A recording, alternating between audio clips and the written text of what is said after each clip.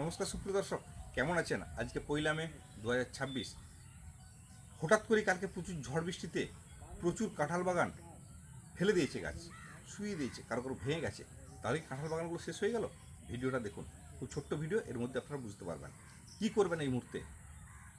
আপনাদের প্রত্যেককে বলবো, যাদের কাঁঠাল গাছ ভেঙে দিয়েছে, যদি কলমের উপর অংশে ভাঙে নিশ্চিত থাকুন গাছটা আবার গজিয়ে অবশ্যই হয়ে যাবে। কিন্তু যেগুলো ছালগুলো একটু লেগে আছে, বাকি গাছটা ভেঙে দিয়েছে, সেখানটা কেটে উপরটা ফেলে দিই। যাদের গাছটা গোড়া সহ উল্টে গেছে সেই গাছগুলো কিন্তু ছাড়বেন না। যেগুলো গোড়া সহ উল্টে গেছে গাছগুলো, এই মুহূর্তে আপনারা গোড়াগুলো যে শিকড়গুলো আছে অবশ্যই মাটি চাপা দিয়ে দিন। তাহলে কী বললাম, যে সমস্ত গাছ উল্টে গেছে শিকড়টা বেরিয়ে আছে, মাটি চাপা দিয়ে দিন। আর যাদের গাছটা ভেঙে গেছে, ভাঙা অংশটা জমির থেকে সরিয়ে দিন। আর এই মুহূর্তে সমস্ত বাগানের জন্য আমি রিকমেন্ড করব, খুঁটি বা এই জাতীয় কিছু দিয়ে, বাঁশের খুঁটি দিয়ে গাছগুলো একটু বেঁধে দিন।